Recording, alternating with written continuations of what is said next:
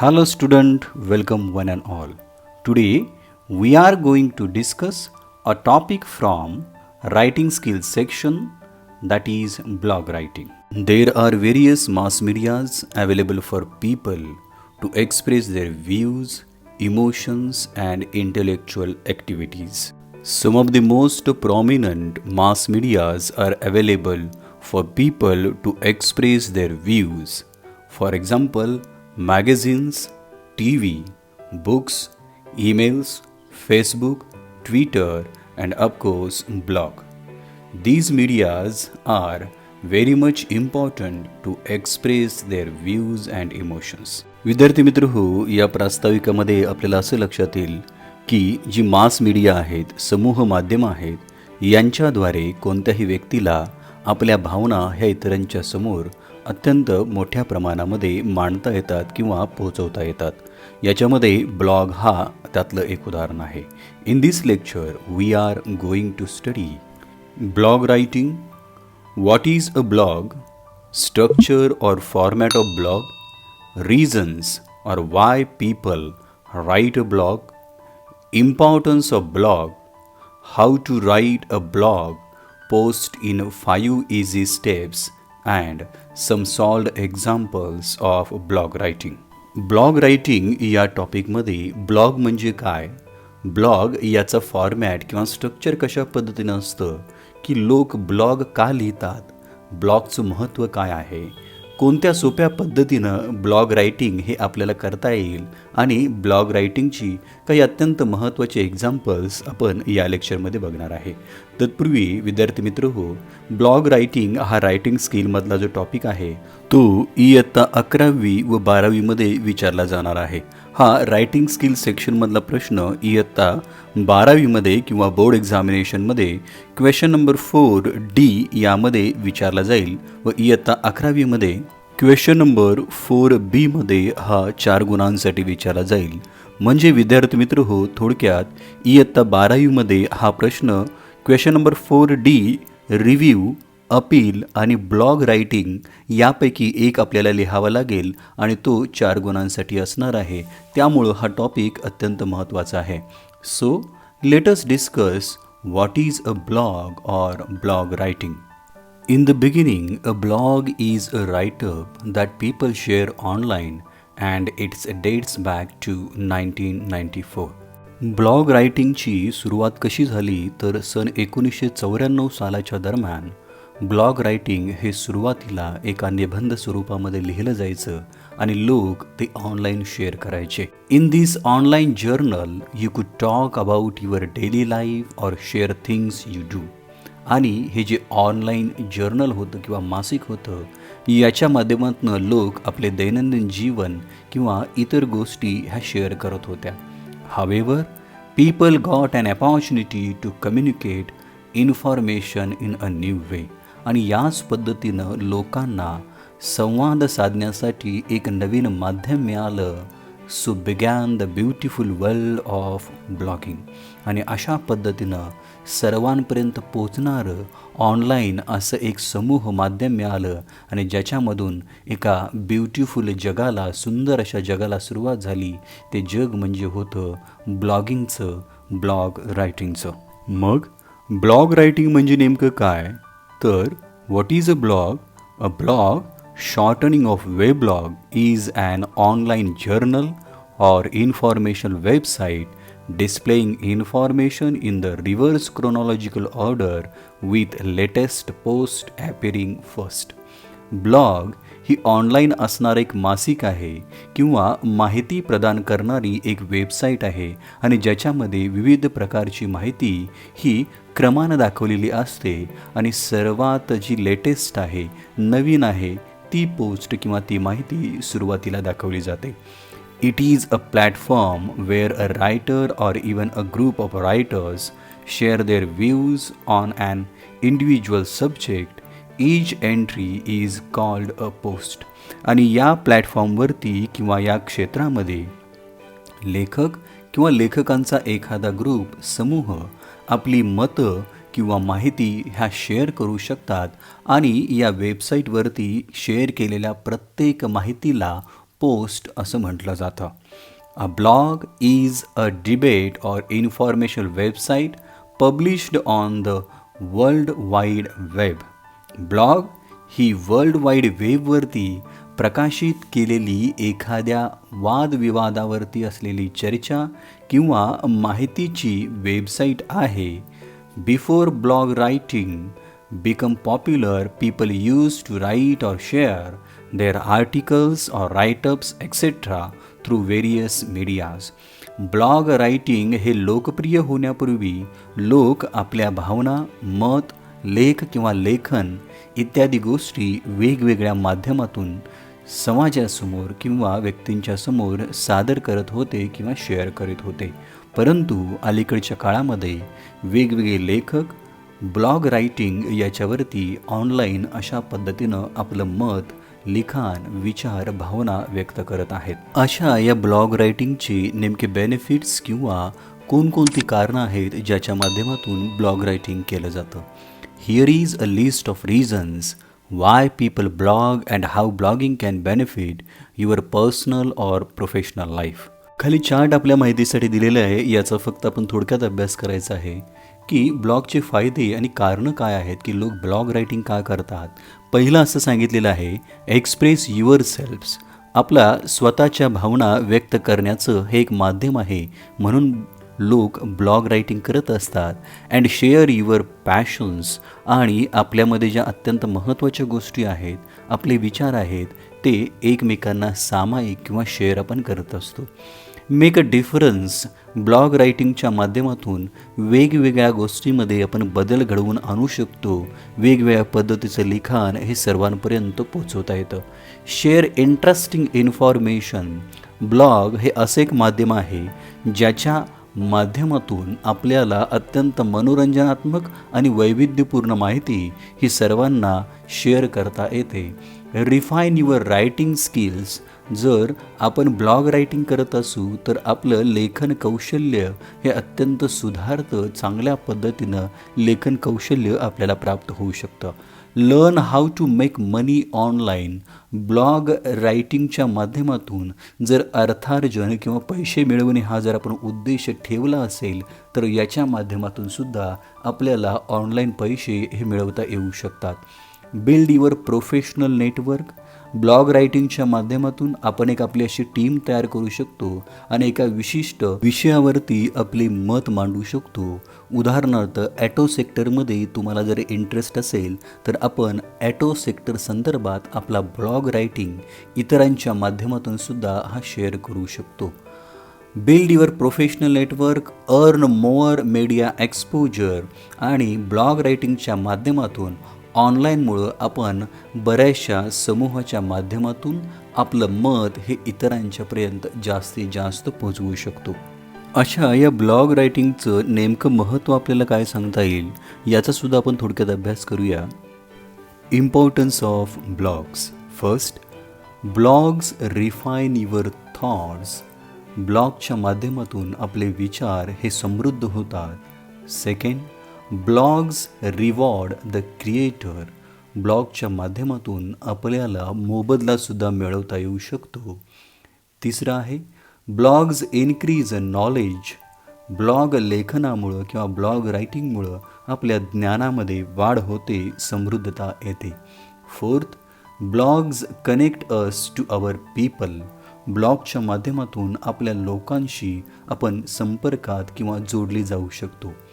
Fifth आहे, blogs give introverts a voice. आपल्या आवाजाला एक प्लॅटफॉर्म देण्याचं काम हे ब्लॉगच्या माध्यमातून होऊ शकतं. Six, blogs reward the new age publisher. ब्लॉगच्या रायटिंग माध्यमातून आपण आपले विचार नवीन जगासमोर पब्लिश करू शकतो किंवा मांडू शकतो. सेवन, ब्लॉग्स ॲक्सिलरेट डिस्कवरी. ब्लॉगच्या माध्यमातून वेगवेगळ्या गोष्टींचा शोध आपण घेऊ शकतो, त्याला प्रेरणा किंवा उत्तेजन मिळू शकते. आणि लास्ट आहे, blogs open up a world without borders. आणि ब्लॉग लेखनामुळे आपल्याला जे आपण मांडलेलं मत आहे हे ठराविक लोकांच्या मर्यादेमध्ये न राहता ते जगामध्ये आपण बॉर्डरलेस पद्धतीनं पोचवू शकतो. आपण केलेलं लिखाण, आपले विचार, आपली माहिती जगातील प्रत्येक कानाकोपऱ्यापर्यंत पोचू शकते. असे हे ब्लॉग रायटिंग लिहिण्यासाठी काही उपयुक्त स्टेप्स आहेत ते आपण बघूया. How to write a blog post in a 5 easy steps. Step 1. Plan your blog post by choosing a topic, creating an outline, conducting research and checking facts. Blog writing करत असताना एक विशिष्ट टॉपिक, विषय आपण निवडला पाहिजे, त्याची एक आउटलाईन तयार केली पाहिजे आणि याच्या माध्यमामध्ये थोडासा अभ्यास किंवा संशोधन करून आपण वस्तुस्थिती जाणून ही पहिल्यांदा घेतली पाहिजे. म्हणजेच ब्लॉग रायटिंग करत असताना सगळ्यात महत्त्वाचा भाग आहे आपल्याला टॉपिकचं सिलेक्शन करणं. सेकंड स्टेप आहे give it an attractive title.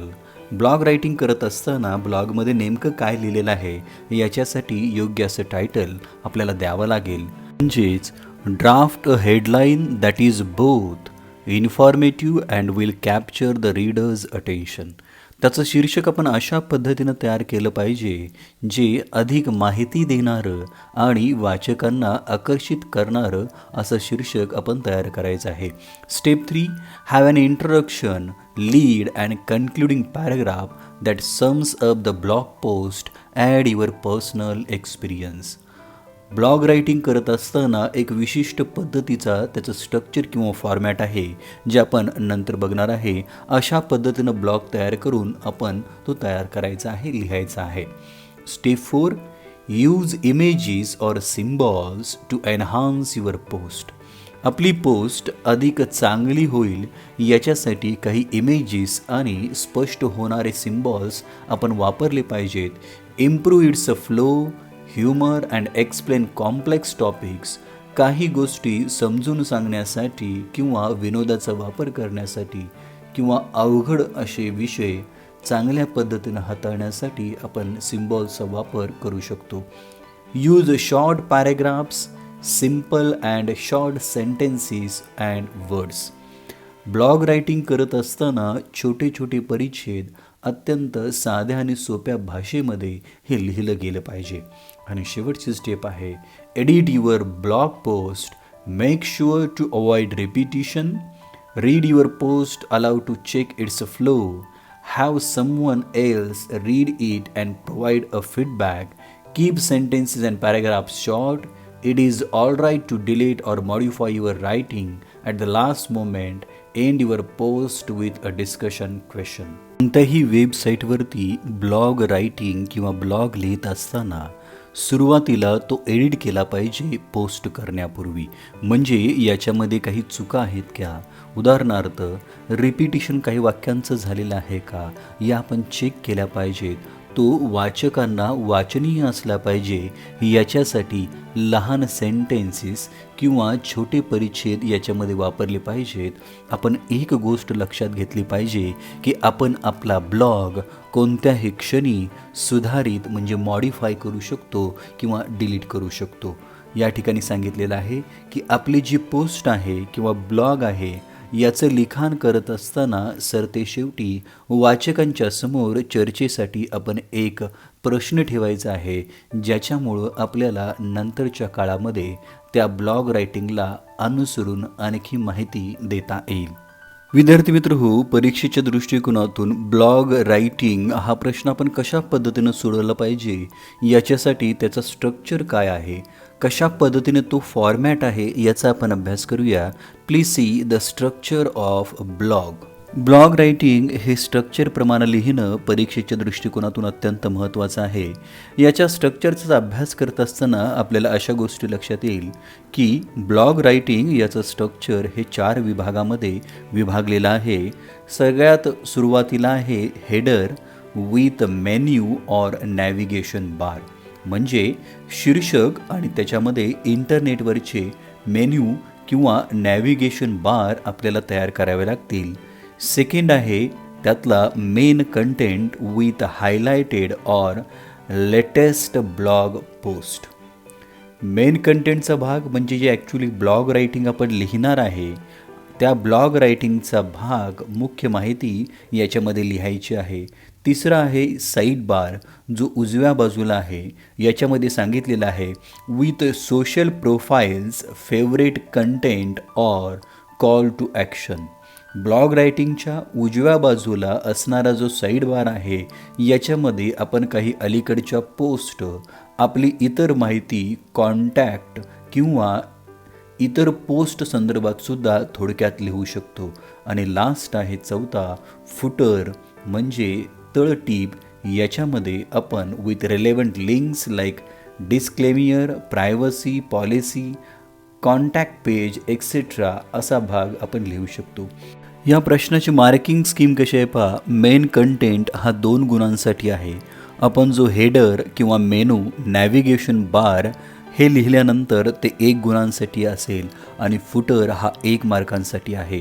थोडक्यात स्ट्रक्चर याप्रमाणे आपण जर लिखाण केलं तर 4 गुणांपैकी आपल्याला जास्तीत जास्त मार्क्स मिळवता येतील.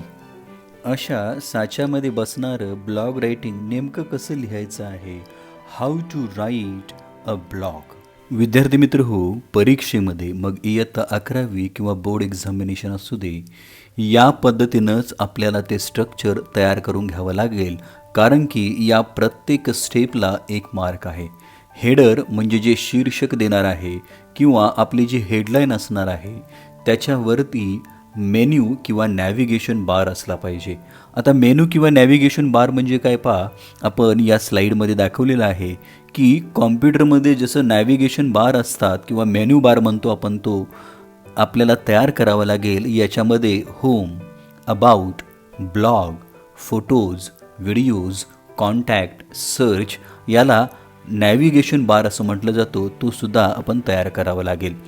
सेकंड, त्याच्यामध्ये हेडलाईन द्यावी लागेल, ती एका स्क्वेअरमध्ये असेल. त्याच्यानंतरचा पार्ट आहे पहा मेन कंटेंट. या ठिकाणी आपण जो ब्लॉग, परीक्षेमध्ये आपल्याला जो विषय दिलेला आहे त्याचं लिखाण करावं लागेल. आणि नंतर खाली दिलेला आहे फुटर. फुटर याचाच अर्थ आहे तळटीप. काही गोपनीय बाबी, संपर्क पृष्ठ याच्यामध्ये दिलं जातं. इतर दुवेसुद्धा याच्यामध्ये लिहिता येतात. आपण तळामध्ये त्याच्या काही पार्ट्स तयार केलेले आहेत पहा, तो सुद्धा आपण आहे असा लिहायचा आहे.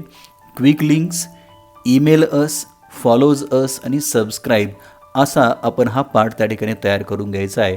साईड बार हा उजव्या बाजूला एकदम छोट्या कॉलमसारखा लिहायचा आहे. Side bar with social profiles, favourite content or call to action. सामाजिक प्रोफाईल आपली असतील किंवा एखादा आवडीचा विषय असेल किंवा आपण लेटेस्ट काही गोष्टी पाठवल्या असतील तर त्याच्यामध्ये लिहाव्या लागतील. याचं सुद्धा एक आपण स्ट्रक्चर दिलेलं आहे, त्याचा आहे तसा आपण अभ्यास करून ते लिहायचं आहे. म्हणजे यावरून आपल्याला असं लक्षात येईल की ब्लॉग रायटिंग करत असताना ते आपण विशिष्ट पद्धतीच्या चौकटीमध्येच केलं पाहिजे.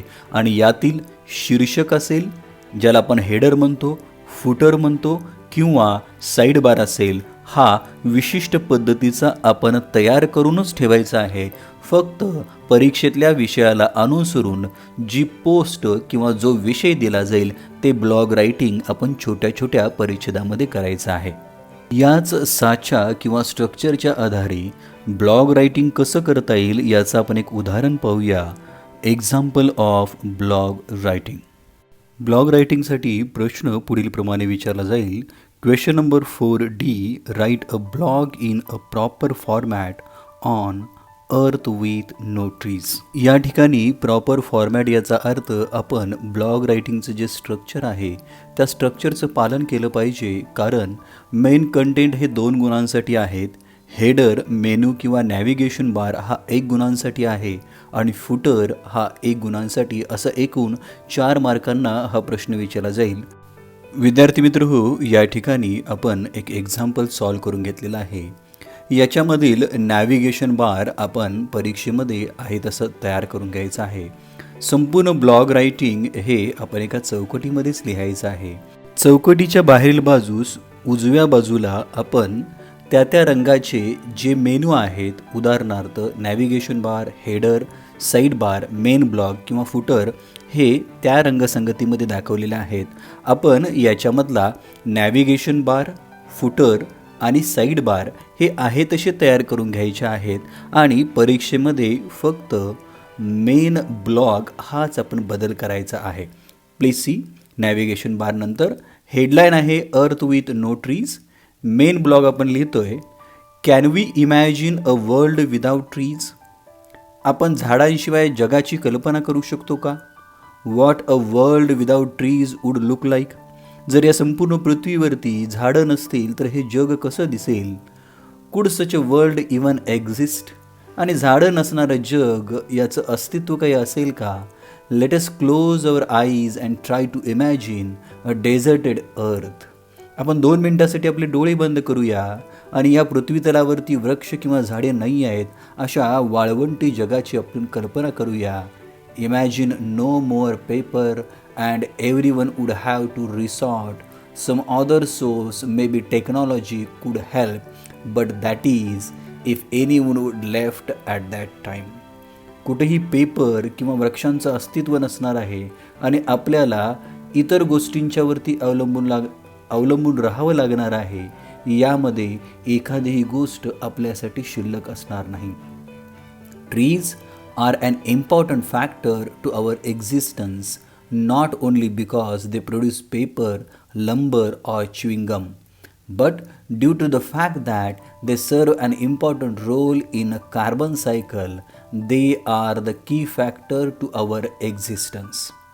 झाडांचं महत्त्व हे एखाद्या पेपर किंवा जळणासाठी किंवा च्युइंगम तयार करणे याच्यासाठी नाही आहे, तर मानवी जीवनामध्ये किंवा सजीवांच्या जीवनामध्ये अत्यंत महत्त्वाची भूमिका ते पार पाडतात. याच्यामध्ये कार्बन सायकल हे अत्यंत महत्त्वाचा रोल हा त्यांनी केलेला आहे आणि त्यामुळंच सजीवांचं अस्तित्व हे पृथ्वीवरती आहे. Due to our ever increasing population that seemingly distant future is getting near with each passing days. आपली सतत वाढणारी लोकसंख्या याच्यामुळं भविष्यकाळ हा अत्यंत अंधारमय दिसत आहे. जसजसे दिवस जातील त्याच पद्धतीनं वृक्षांचं अस्तित्व हे संपत आलेलं आहे. A planet without trees would just be a lifeless planet. जर आपण एखाद्या प्लॅनेटचा विचार केला, ग्रहाचा विचार केला आणि जर त्याच्यावरती वृक्ष किंवा झाडे नसतील तर त्या ठिकाणी जीवनसुद्धा असणार नाही. Trees are the life of this planet and we owe it them and to our future generations this much that we must act to protect them. We must educate and spread awareness because the longer we'll remain silent and oblivious, the quicker will be our end. आपण एक गोष्ट लक्षात ठेवली पाहिजे की या वृक्षांच्यामुळं आपलं अस्तित्व आहे. आपण त्याचं संरक्षण केलं पाहिजे, पुढच्या पिढीला समजावून सांगितलं पाहिजे आणि त्यांच्यामध्ये जागरूकता निर्माण केली पाहिजे, त्यांना शिक्षणाचे धडे दिले पाहिजेत. जर आपण असंच शांत राहत गेलो तर आपला शेवट हा निश्चित असणार आहे. थोडं आपण कंटेंट याच्यामध्ये वाढवलेलं आहे. I will request all the people to come and work in the project plant trees which will benefit for all generation. आपण या ठिकाणी विनंती केलेली आहे की सगळ्या लोकांना या ठिकाणी मी विनंती करतो की तुम्ही या आणि या प्रोजेक्टमध्ये सहभागी व्हा. जास्तीत जास्त झाडं लावून पुढच्या पिढीला जगण्याची एक संधी उपलब्ध करून द्या. अल्दो आपण सोल्युशनसुद्धा सांगायचं आहे पहा. Although schools in rural areas provide a theoretical knowledge to children about the importance of trees and their fruits, they do not engage them in a practical learning, and yet the process vast land which if we utilize could provide a demonstration sites for practical learning. शाळेच्या माध्यमातून ग्रामीण भागामध्ये झाडांचं महत्त्व याच्याबद्दल आपण त्यांना व्यावहारिक ज्ञान देऊ शकतो आणि याच्यामधून त्यांना एखाद्या प्रॅक्टिकलमध्ये गुंतवून ठेवू शकतो. ही प्रोसेस अत्यंत महत्त्वाची आहे आणि झाडांची जी उपलब्धता आहे, झाडांचं जे महत्त्व आहे याचं आपण त्यांना प्रात्यक्षिक दाखवू शकतो. Beside gaining knowledge, if a fruits trees were planted at school they would be supplement on the nutrition and health of pupils as well as generate some income for schools. फक्त एखादं ज्ञान मिळवण्यापेक्षा जर आपण शालेय परिसरामध्ये फळांच्या झाडांची लागवड केली तर आपल्याला त्याच्या माध्यमातून विद्यार्थ्यांना पोषक असं अन्न प्राप्त होऊ शकतं, त्यांची तब्येत हेल्थ चांगली राहू शकते आणि पर्यायानं शाळेसाठी काही उत्पन्नाचे मार्गसुद्धा उपलब्ध होऊ शकतात.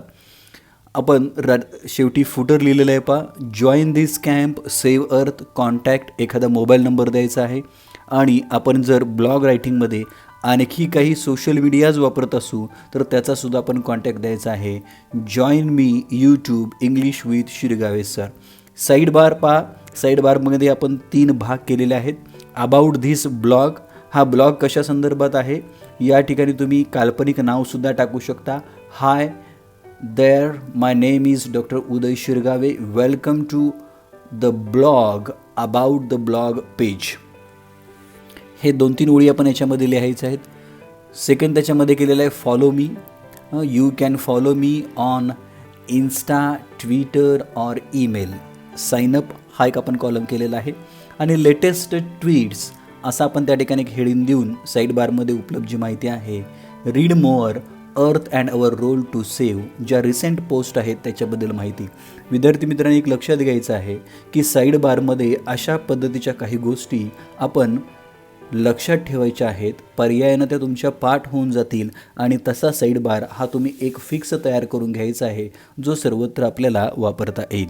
अशा पद्धतीनं याच्यामधलं नॅव्हिगेशन बार, हेडर, फुटर, साईड बार यांनासुद्धा परीक्षेमध्ये 2 गुण आहेत आणि मेन ब्लॉग याच्यामध्ये 2 गुण आहेत. त्यामुळं मेन ब्लॉग लिहित असताना छोटे छोटे परिच्छेद आपल्या भाषेमध्ये आपण लिहून हे उत्तर पूर्ण चौकटीमध्ये करायचे आहे. विद्यार्थी मित्र हो, मला अशी खात्री आहे की ब्लॉग रायटिंग हा टॉपिक आपल्याला निश्चितच समजलेला असेल. जरी या टॉपिकवरती काही शंका असतील तर याच्या पार्ट 2मध्ये आपण याच्यावरची आणखी काही महत्त्वाची एक्झाम्पल पाहणार आहे. तत्पूर्वी नवीन विद्यार्थी मित्रांना जे इयत्ता 11वी आणि 12वीचे आहेत, ज्यांनी आपला चॅनल अजून सबस्क्राईब केलेलं नाही आहे त्यांनी हा चॅनल सबस्क्राईब करायचा आहे आणि बेल आयकॉनसुद्धा प्रेस करायचे आहे, जेणेकरून आपल्याला नवनवीन व्हिडिओचे नोटिफिकेशन सर्वात आधी मिळतील. Till then, keep watching, keep sharing. English with Shirgave sir. See you in part 2 of blog writing with more examples. Thank you very much. Once again. Please like, share and subscribe.